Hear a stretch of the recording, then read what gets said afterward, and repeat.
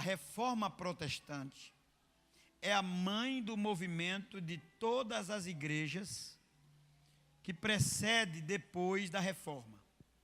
Então, nós somos frutos da Reforma Protestante.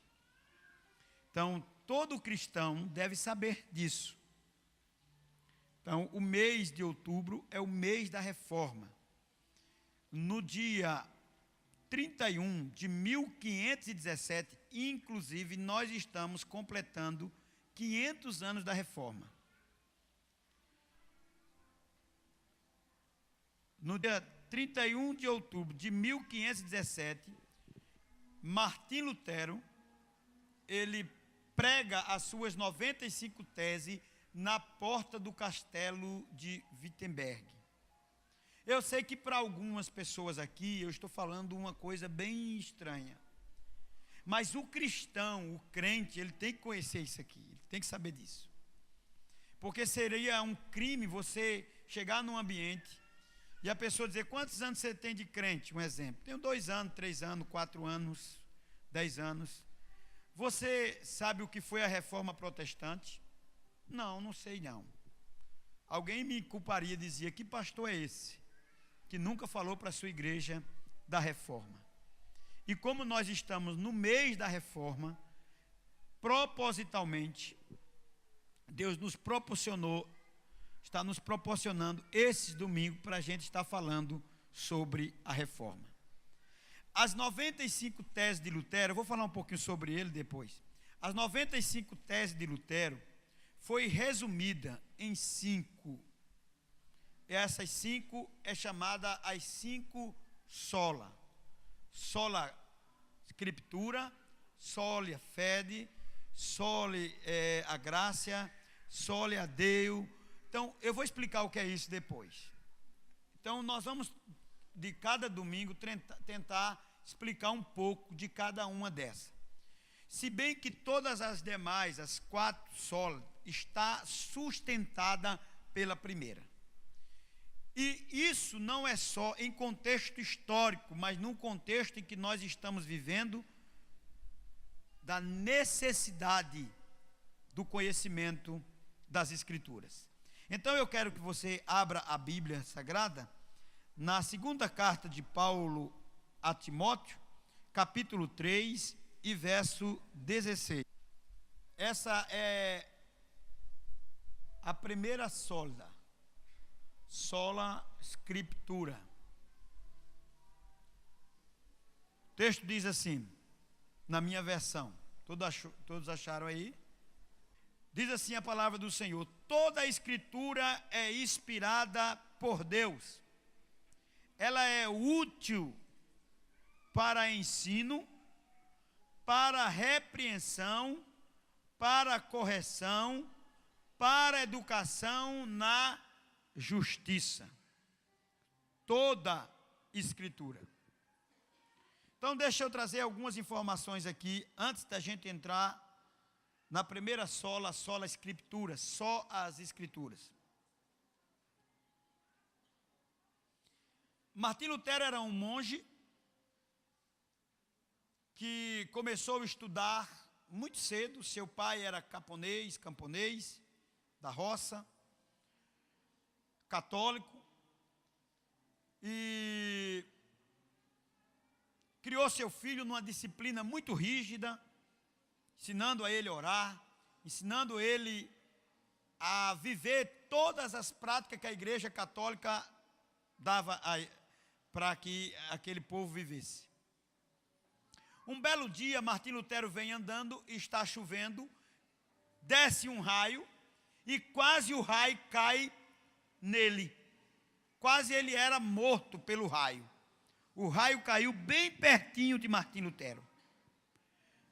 Aí, naquele momento, ele fez um juramento a Deus. Disse: Senhor, se eu escapar desse momento que eu estou vivendo, era uma chuva, muito raios. Ele disse: se eu escapar disso aqui, como o Senhor me deu esse livramento, eu vou ser um monge. Os homens eram chamados de monge, as mulheres de freira. E ele então se internou num convênio para estudar, para ficar ali. Só que Martim Lutero tinha uma grande dúvida na sua mente.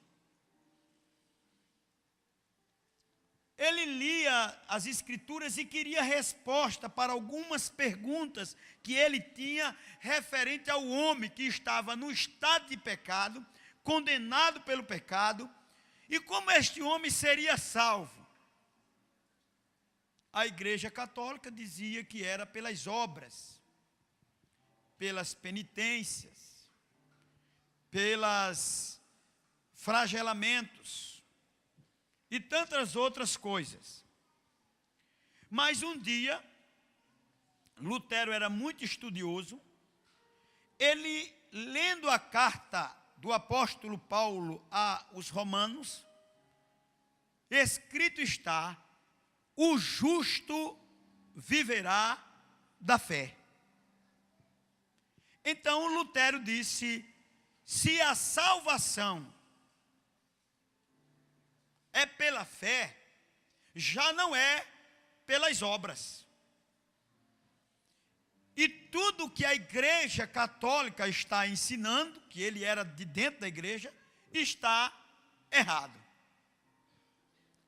Então começou a tentar inverter o quadro e a mostrar que a igreja estava ensinando que a salvação era por penitência, por promessas cumpridas, por compras de indulgência, que a gente vai ver mais na frente, e tantas outras coisas. A igreja, então, toma uma posição, porque Lutero vai contra a prática da igreja.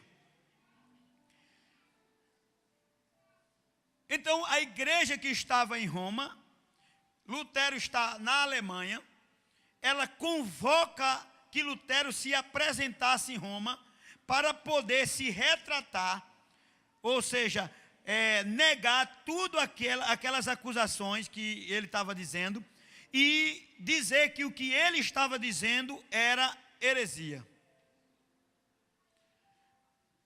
O príncipe da Saxônia, sabendo disso, o nome dele é Frederico Sábio, ele interveio.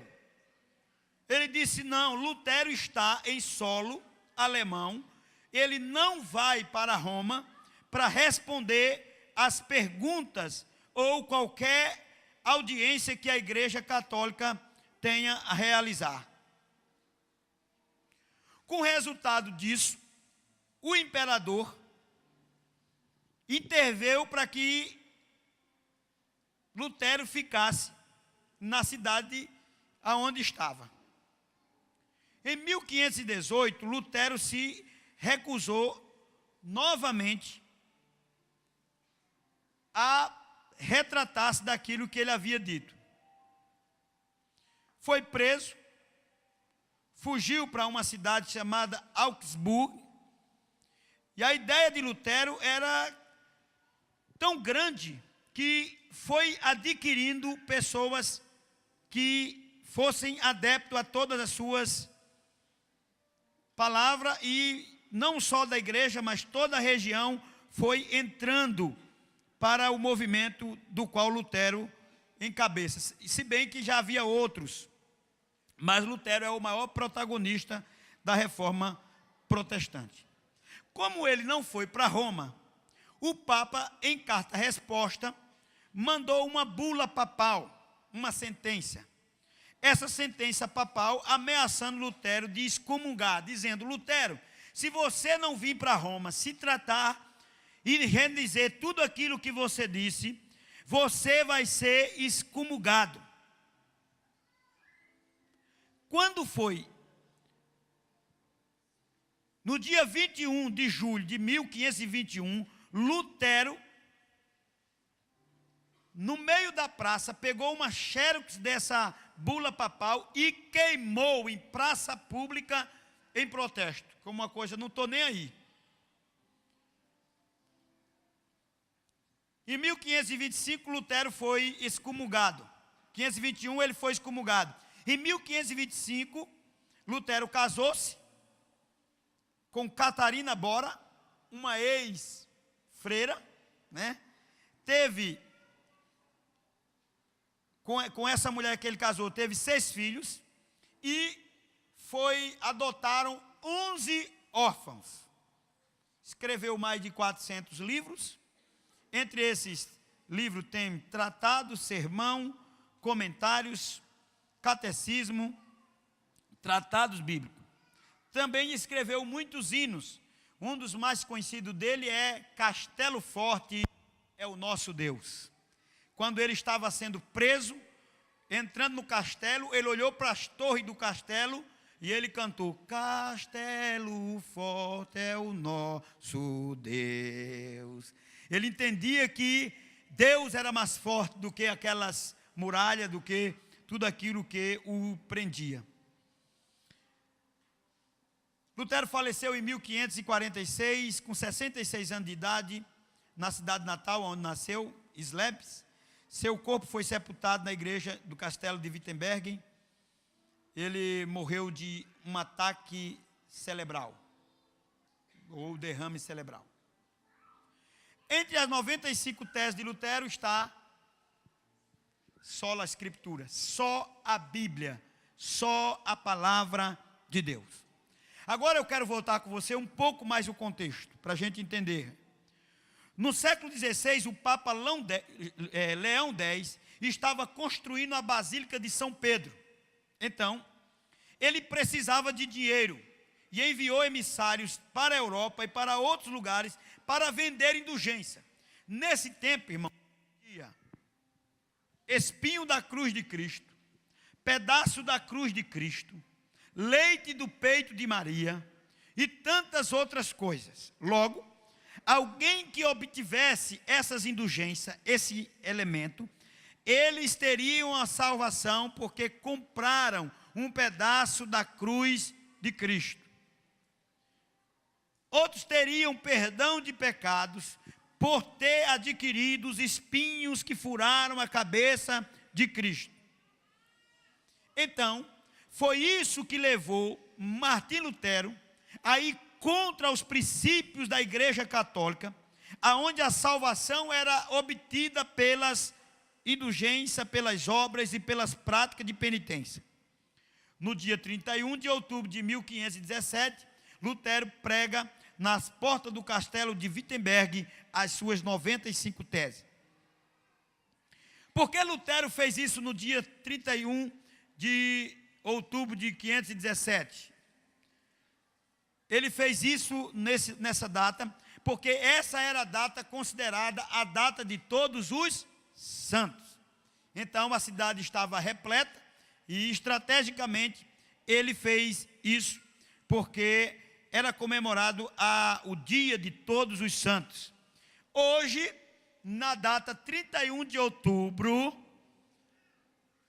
está se comemorando um outro movimento. Você sabe qual é? A festa do Dia das Bruxas. Propositalmente para ofuscar o brilho da reforma. É a festa dos Halloweens. E eu não quero nem saber o nome disso.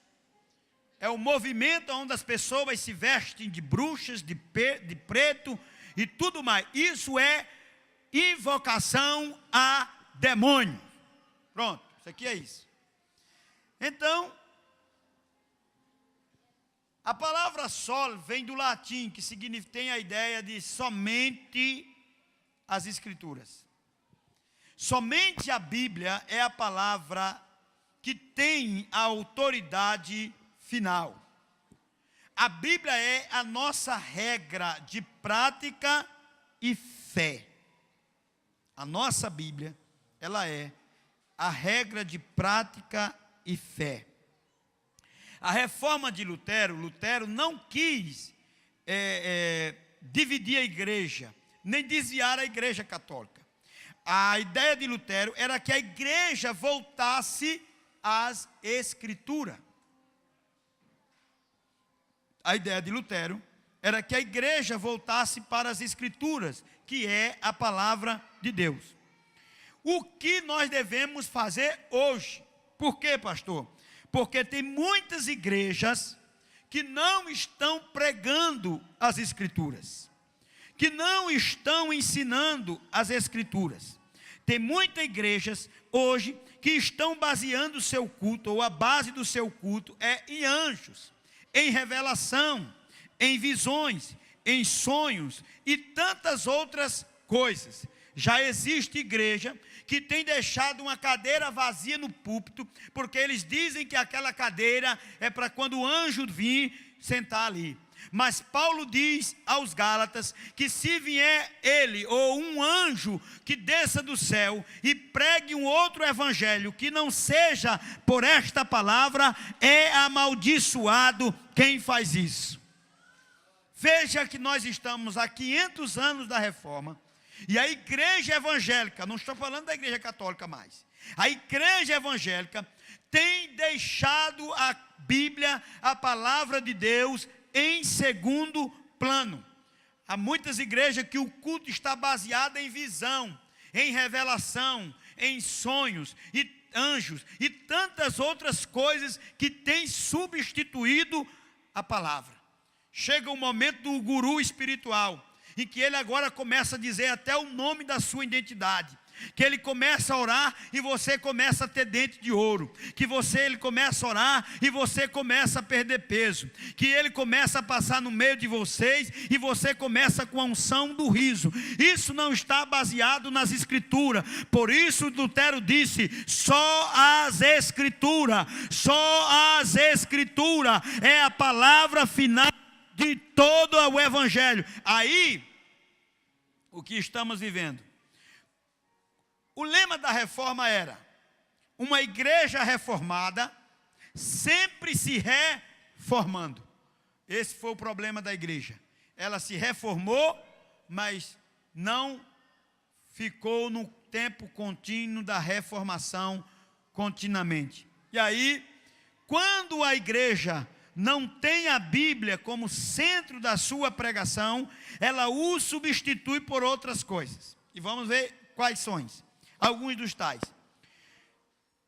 Quando Lutero diz que somente a Bíblia é a regra de prática e fé, e que ela é inerrante, a Bíblia não contém erro, a Bíblia é a palavra da verdade, a Bíblia é a bússola da igreja, a Bíblia é o pão que nos alimenta, a Bíblia é a palavra viva que Deus colocou no nosso meio. Mas o que acontece? As igrejas evangélicas atual estão fazendo separação entre escritura e função oficial. E aí começa. Na prática, a igreja é guiada por muitas vezes pela cultura. Quem guia a igreja é a estrutura da cultura. Quem guia a igreja não é a Bíblia.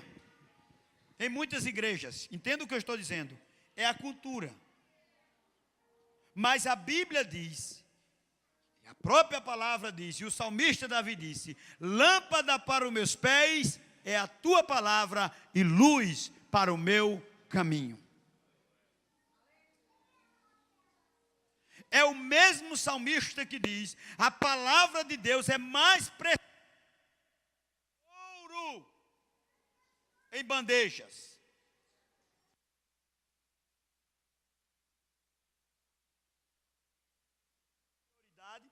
Tiramos a palavra de Deus e colocamos a cultura.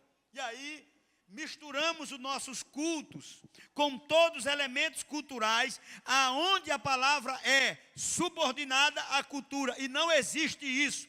A cultura é quem deve ser subordinada à palavra de Deus. Quando isso acontece, subordinando a palavra pela função oficial, entrando pela cultura, a igreja desemboca em práticas de técnicas terapêuticas. A igreja não é mais um lugar onde denuncia pecado. A igreja transformou-se num lugar de autoajuda.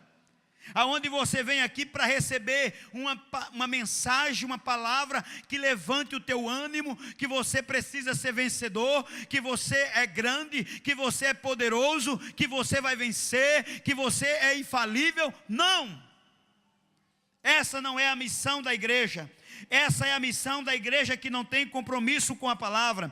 A igreja que tem compromisso com a palavra, ela diz que o homem é pecador e está condenado ao pecado, mas louvado seja Deus, que enviou o seu Filho amado Jesus, para resgatarmos da perdição do pecado, da morte que nos assediava, e nos transportou do reino do império das trevas, para o reino do seu amor. A igreja vive guiada por práticas e por muitas vezes técnicas terapêuticas e estratégia de marketing. Aquilo que vai atrair as pessoas. O que atrai as pessoas? Vamos fazer isso para atrairmos as pessoas.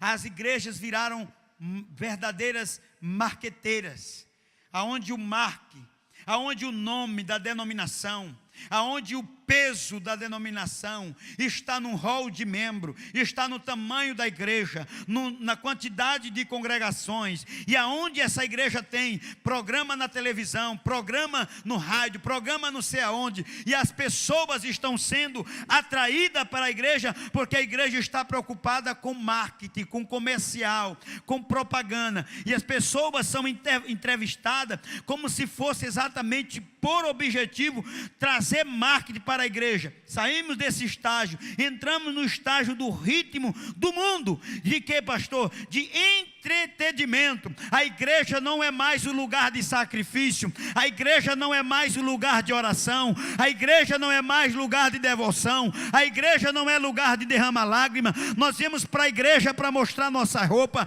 nós viemos muitas vezes para a igreja para olhar para o irmão, nós viemos para a igreja e saímos com o coração mais machucado do que entramos. A igreja não foi feita para isso, a igreja não foi um lugar de encontro, a igreja não é lugar de entretenimento, a igreja é lugar de altar de Deus, a igreja é lugar de choro, a igreja é lugar de confissão de pecado, a igreja é lugar de perdão de pecado, a igreja é lugar de adoração, a igreja é lugar de reverência, a igreja é lugar de adorar o Deus vivo. Estamos na igreja preocupados com o horário. Entramos na igreja como um lugar de comércio. O púlpito tornou-se o balcão de venda e os crentes mercadoria para ser negociadas. Entramos na igreja e bebemos mais água na igreja do que em casa. Vamos mais ao banheiro do que quando temos nossas necessidades e estamos às vezes com o nosso organismo desequilibrado. Conversamos mais na igreja do que em casa. Viemos para a igreja e não temos a igreja como altar. A igreja tornou-se um lugar de entretenimento. Muitas vezes nós viemos para a igreja e não entendemos a importância do que a igreja é.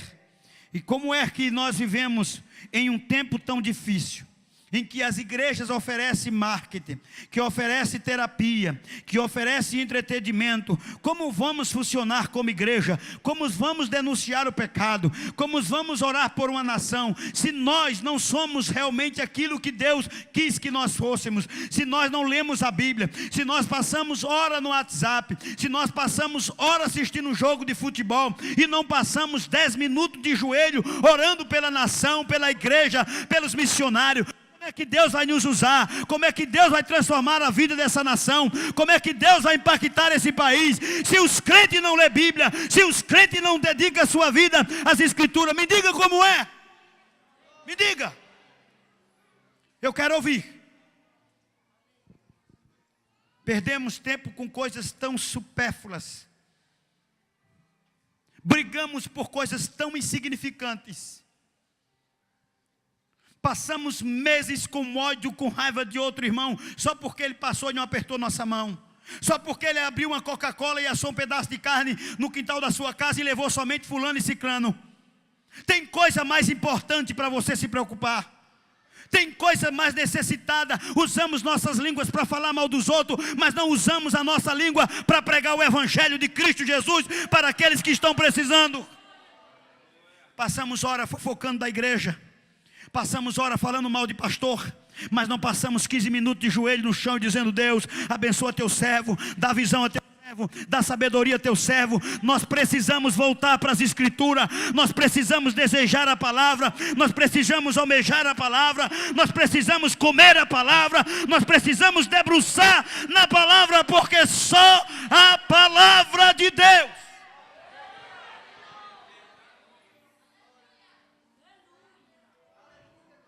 Aleluia, aleluia. A igreja tornou-se um ponto de encontro, em que nós estamos preocupados em tudo aquilo que ela nos oferece, e viemos para a igreja somente receber. Não é esse andágio que os crentes dizem? A irmã não foi para a igreja não? Eu fui receber. Eu fui receber. Eu fui receber. Mas como é difícil entrarmos na igreja com o coração devotado para entrega e dizer: Senhor, hoje eu vim entregar. Eu vim entregar minha vida. Eu vim entregar meu corpo. Eu vim entregar minha alma. Eu vim entregar meus pensamentos que estão cativos ao mundo, mas eu quero que eles fiquem cativos a Ti. Eu vim entregar minha oferta. Eu vim entregar meu dízimo. Eu vim entregar minha família. Eu vim entregar meus sonhos, eu vim entregar meus projetos, Senhor. Eu vim entregar minha vida nas Tuas mãos. Nós viemos para a igreja para receber. A gente tem que parar com esse negócio: irmão, vamos receber. Não, vamos dizer: irmão, vamos dar, vamos entregar. Vamos dar, vamos renunciar, vamos entregar.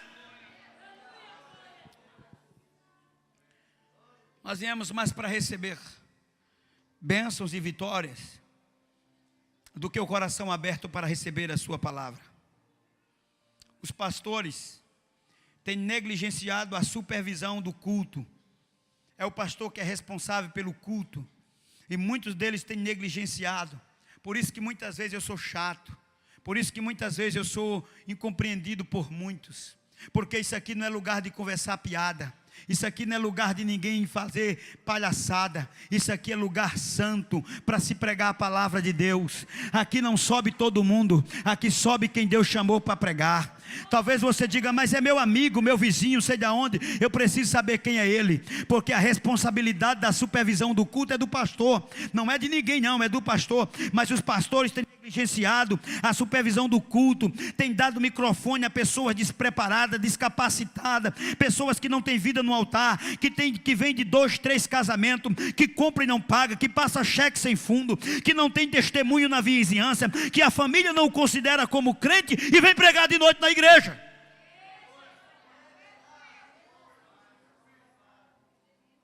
Mas porque tem uma voz bonita, porque fala bem. A igreja de Cristo não está impressionado com um poliglota.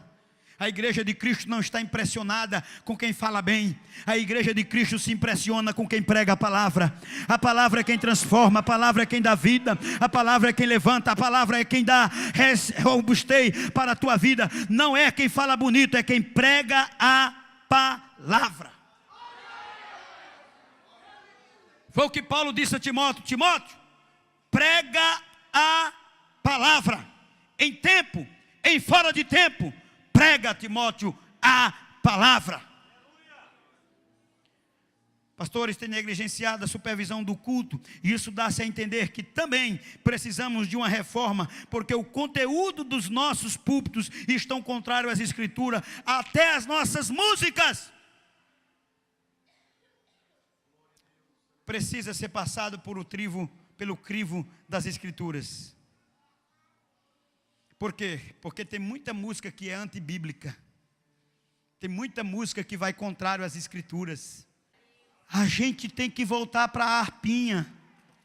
Cadê ela? Ler harpa, cantar o hino da harpa. Porque muitas vezes esses hinos gospel têm sido vendidos e negociados. E a gente estamos cantando coisas que nem Deus está aceitando. A gente precisa saber o que estamos cantando. E quando cantamos hinos que são hinos bíblicos, a gente é tido como cafona. Ah, pastor, pelo amor de Deus, vamos pegar uma coisa mais embalada. Vamos botar uma coisa. Os hinos foram feitos para a gente meditar nele, para a gente parar na canção e ver a letra. Tem músicas do mundo, que são mais perfeitas em letras do que hinos na igreja, que são verdadeiras aberrações, que são verdadeiras heresias. O cântico da igreja está preenchido e recheado de triunfalismo. Você ganha, seu inimigo é seu irmão do banco, ele vai pagar o preço, ele vai morrer, ele vai se mudar, você vai ganhar. Não. Que hino é esse? Que você é o grande e todo mundo é pequeno. A Bíblia diz que quem quer ser grande seja pequeno, porque o maior é o menor e o menor é o maior. As nossas músicas. Mas por que cantamos isso? Porque não temos nossa vida na palavra. Os nossos grupos de louvor precisam conhecer a Bíblia, precisam estudar a Bíblia para cantar a Bíblia. Os nossos louvores precisam de uma reforma urgente. Urgente. O mundo tem uma concepção de música e a igreja está no mesmo ritmo do mundo. A música não é avaliada pela letra, a música na igreja é avaliada pelo ritmo, por aquilo que faz a gente balançar os esqueletos, que faz com que a gente estremeça, quando na realidade o louvor verdadeiro faz com que a gente estremeça, mas não o esqueleto físico, mas estremeça a nossa alma na presença de Deus.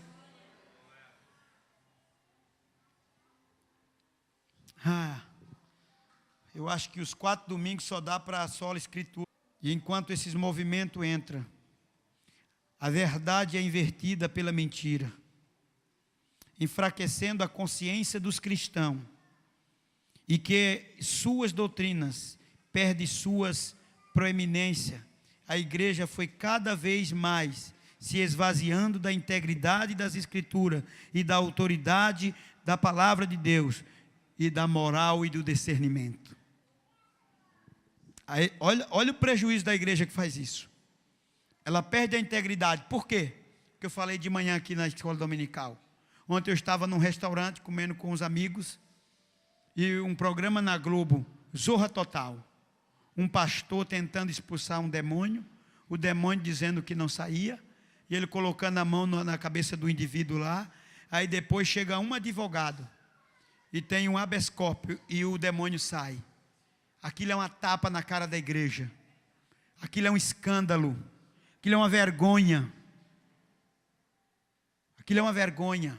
Se a igreja se posicionasse e estivesse no lugar que devia estar, ninguém zombava da igreja, porque a igreja é a agência representadora de Cristo, e ele disse: esta é a minha igreja, e as portas do inferno não prevalecerão contra ela. O problema é que a igreja se trancou em si mesmo, e abriu a porta para que outras coisas do mundo entrassem nela.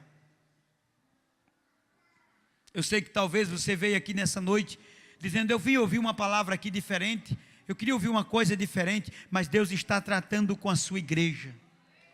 A igreja tem que voltar às escrituras, a igreja tem que honrar a Bíblia, a igreja tem que priorizar a palavra. A igreja pode não cantar Cibe, pode não cantar Mocidade, pode não cantar Gideão, pode não cantar Jovem, pode nenhum dos presbíteros ter oportunidade. O que não pode faltar é pregação da palavra de Deus, é ensino das escrituras, é mensagem bíblica. A igreja não pode viver sem pregação. Em lugar de adaptar a fé cristã para satisfazer as suas necessidades sentidas de consumidores, olha o que a igreja faz.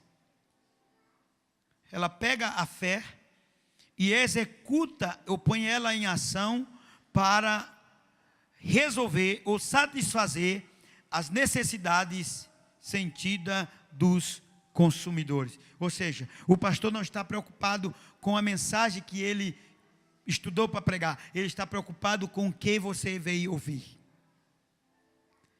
Os pregadores estão preocupados com o seu público, o que eles querem ouvir, e o que eles vão dizer se eu pregar isso. Então eu tenho que pregar apenas para agradar a eles.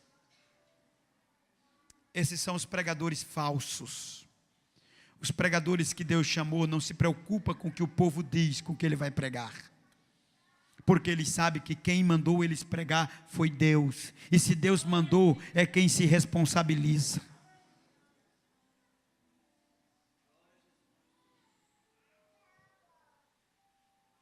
O Evangelho é a única proclamação da verdade salvadora. A verdade bíblica é indispensável para a compreensão. As escrituras devem ser levadas além das nossas necessidades. Eu quero dizer, ai pastor, está uma luta no meu casamento, aí eu estou agora num período de ler Bíblia, porque eu queria que passasse. Isso não é certo, irmão. Ai pastor, eu perdi o emprego, as portas fecharam lá em casa, está uma dificuldade, aí eu vou correr para a Bíblia para ver se Deus muda o quadro. Não, as escrituras não devem nos levar além das nossas necessidades, ela deve nos levar além da nossa necessidade percebida. Por quê? Porque nós não estamos aqui somente pelo que vemos, ou pelo que comemos ou que precisamos.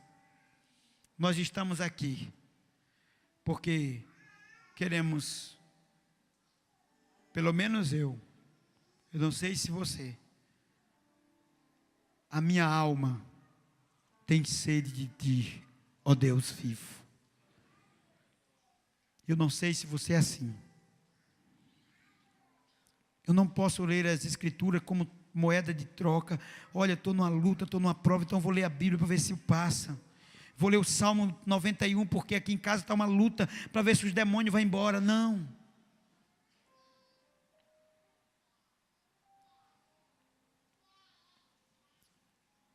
As escrituras nos devem levar além das nossas necessidades percebidas para as nossas necessidades reais.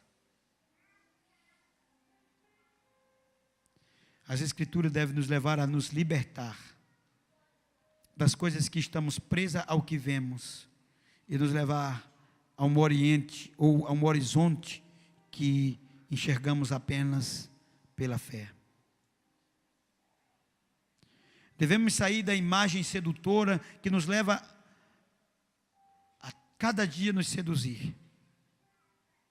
E isso está cheio de clichês, de promessas, prioridades, realizações de sonho, cultura massificada e tantas outras coisas.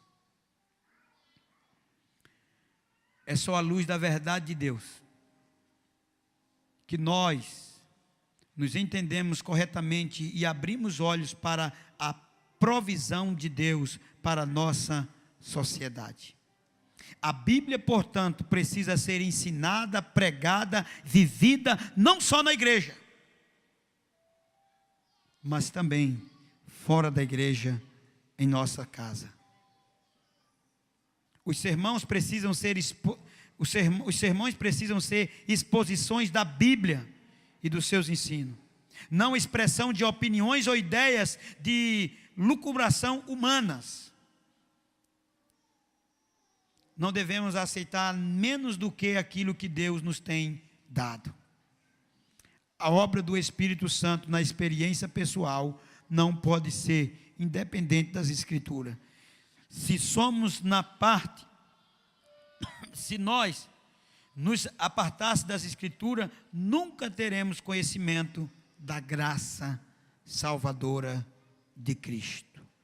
A palavra, a Bíblia Sagrada, não é experiência espiritual, não é um teste de verdade, ela é a própria verdade. Eu termino na introdução do sermão. porque não temos tempo, e eu ainda nem entrei no primeiro ponto que as Escrituras nos traz. A primeira, ela rompe a palavra final do Papa. Quando eu digo que só as Escrituras, a Igreja Católica entendia que o Papa é quem tem a palavra final e que o Papa é infalível. Segundo, que é tanta coisa para falar, a Igreja em si não tem a palavra final. A Igreja é uma representação da palavra.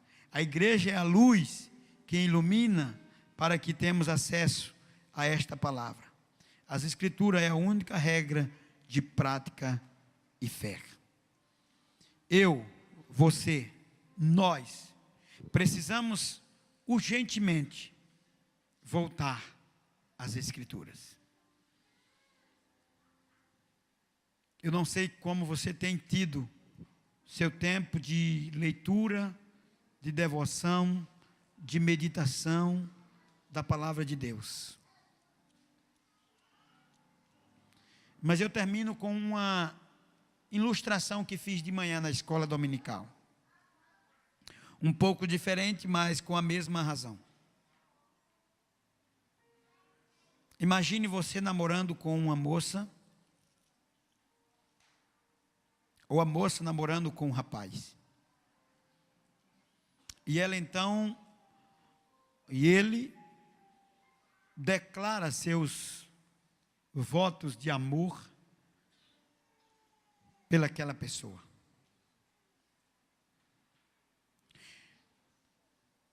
E aquela pessoa então, por causa da distância, resolve escrever para ela.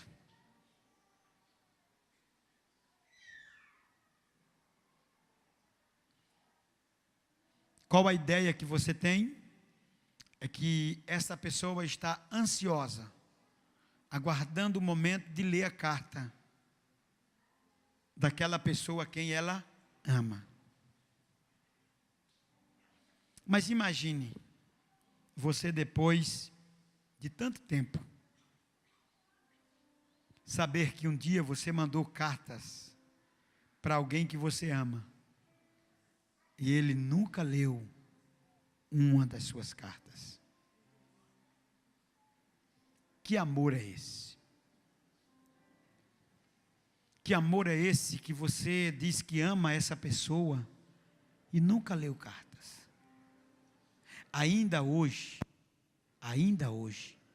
eu tenho cartas, nós temos cartas guardadas, minha esposa, dos nossos encontros e trocas de mensagem. Como nós dizemos que amamos a Deus e não lemos a sua carta que Ele nos entregou?